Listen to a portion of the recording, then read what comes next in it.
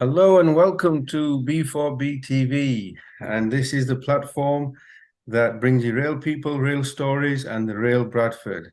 And we have a guest on today who has been here before. So welcome, Mussarat Rahman, also known as Mo. How are you, Mo?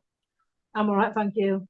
Yeah, you're back again. I knew you would be back. I told you last time you'd be back You again. You're did, always yeah. doing something. So you're Mhm. on the City of Culture show today, and we have some exciting news, and you've got something very exciting coming up on the horizon. So, just for those people who haven't seen our last episode with Mo, Mo is a freelance artist, a therapeutic practitioner, holistic healer, qualified holistic healer. You do Reiki and various other therapies, spiritual therapies. And you are the artistic director for the upcoming Intercultured Festival. Is that right? I am. Yeah, I Yeah. am. But I also like to tell people that I'm also a community development worker and also a community artist. So I try to cross over my skills and provide projects in the community that invoke a sense of healing, I suppose, for the work that I do. Sometimes conventional healings can't really is not really practical in the community, but finding ways and means like art projects and walks in the Yorkshire Dales and things like that are just as meaningful. Excellent, excellent. So before we got on to get into the festival that you've got coming up, where can people find you? If people want to work with you or find out what you do or get involved with some of the stuff or your services, where can we find you?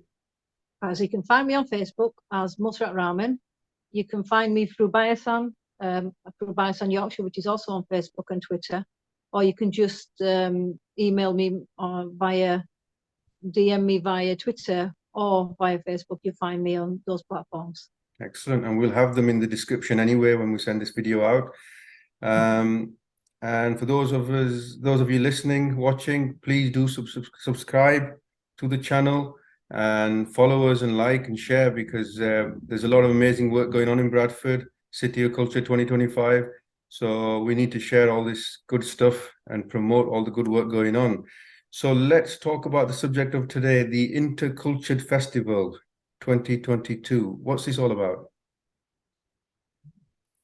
To be honest, it was sparked by an idea actually during when we were in the pandemic during COVID, and I applied for a project with Bradford Producing Hub, and I'd put in to do an R&D. And in the R&D, I talked about various things I wanted to put out into the community. One was like a mini festival, and that's how it came about. I've got about 15, 20 years of experience behind me in running events, so it wasn't going to really be too much of a problem in sense like trying to pull stuff together. But obviously, it's grown since that initial project. We did lots of research and development and experimented really.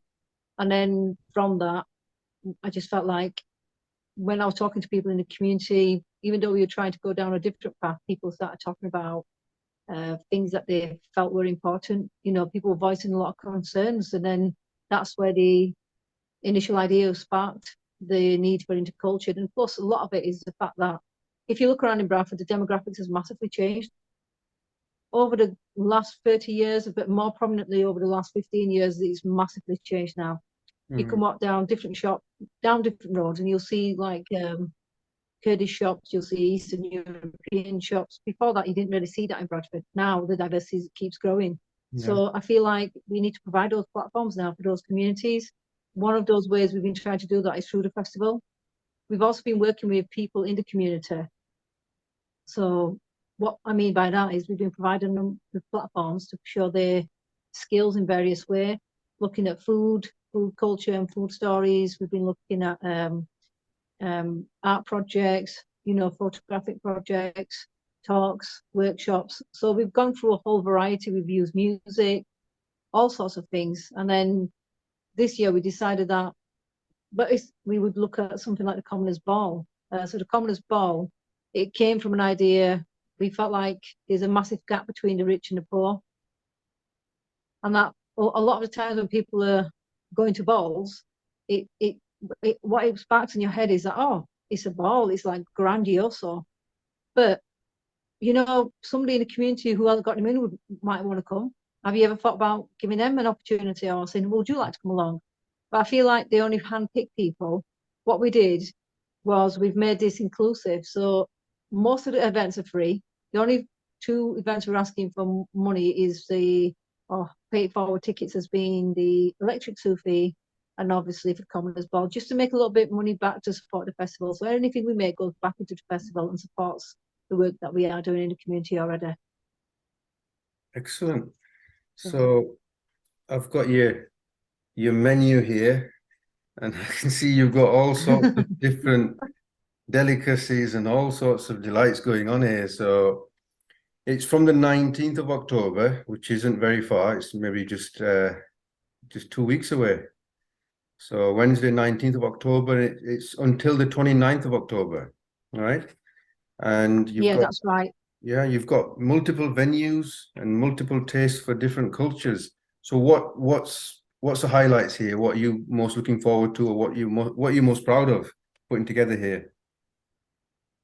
I feel like it shows the diversity of the culture and communities that are already established inherent in Bradford, if you want my honest opinion. But it also shows that we have been platforming communities that feel like they've been left out, that haven't been given a voice or given a place in society. We've given them a platform as well.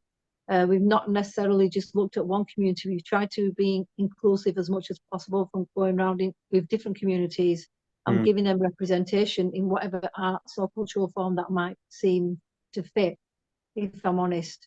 For me, I feel like we've opened up the programme a bit more, but we've massively streamlined it this year. We really wanted to focus and concentrate.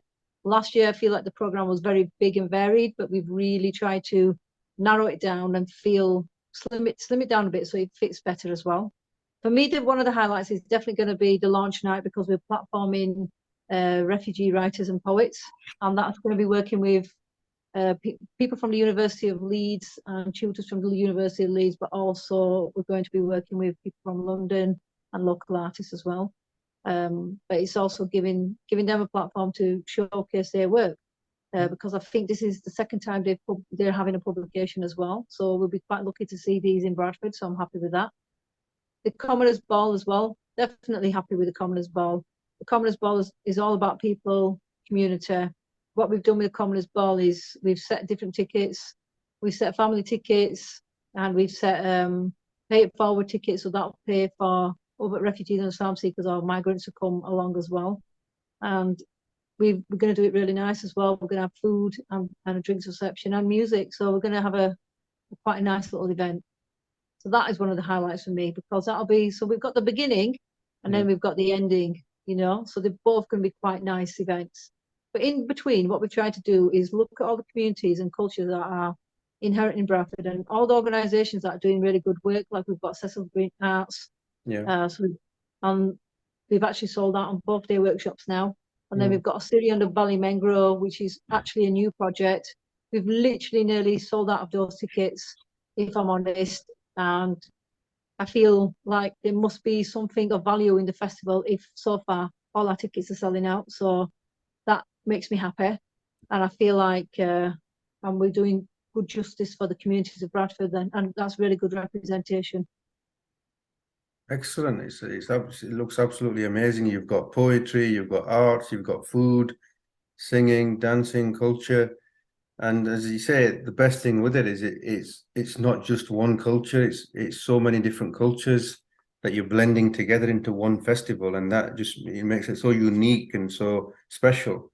And it's part of why Bradford is the city of culture for 2025. So yeah. This year as well, we've tried to work with more stylize some stuff for the young people. So particularly with youth cuts, because they champion for young people, mental health and stigmas around male mental health. But it's not just for men, actually. They do encourage women to talk about those feelings as well. We wanted to platform the part of the young people. So we've also working with the youth from Young in COVID. And also we've got Teens Rule the World Day. So we've catered that all around. It's not teeny boppers, it's also mixed children, because we know there's going to be young and a mix of ages in that. So when we're talking about young people, we mean quite a variety of ages. So I feel like we've really tried to reach across the board, and try to be inclusive as possible. We've tried to do stuff for men as well. We've actually working with Andy's Man's Club this year because I've always felt that you can access quite a lot of services as a woman, but are the services talked about a lot for men? Male mental health, I feel like, is still a bit of a zone that, you know, like it needs more airing, really. So Definitely. we've tried it this year. We've tried to Definitely. partner up with Andy's Man's Club this year. Particularly, I think I don't think it'd be wrong to say that in certain cultures, it's even more of a stigma and even more barriers to overcome to Yeah. try and get that help. And this is I hope you are able to do that with this festival because it's kind of making it easier to approach. You're making it more approachable, I suppose, via the sort of arts and cultural route to kind of again what you do, well-being and therapies, to make them more accessible through arts. I feel as though when I was growing up, my parents weren't very encouraging about the arts and the culture. They just said, "Oh no, you'll never find a route in that to make a living. It'll never be accessible." And that they also you've got to be a doctor or a lawyer. And I said, "I ain't no doctor and I ain't no lawyer. You know, it's not me. It's never going to be me. I was always into the arts and performing arts and writing and all those things, you know." And I've just thought, you know, you can make a living out of this. And I'm not a millionaire. That's not my goal. My goal is that we're community minded, we're grassroots, we are very community orientated. That is our focus, and that is where we want to keep our focus, if I'm honest. All our workforce is local. We have a strong female workforce this year as well, involved in the team, which I'm very happy with. And so I feel like we've got a very good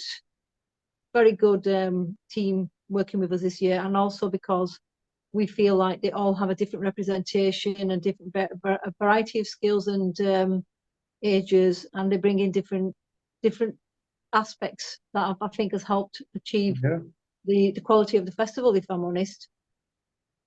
Excellent. That's a very important message there because you, as you know, an Asian, a female from the background you've come, you're absolutely right. It's not promoted. Arts aren't promoted, unfortunately, especially years ago. They're not as bad, I mean, now, but the idea that you can't make it as an artist or the sector is a waste of time. It's so unfortunate. And for you to be doing what you're doing and making the changes, you are impacting society, you are impacting communities, you are impacting the health and well-being of people. You don't have to be medically trained as a doctor.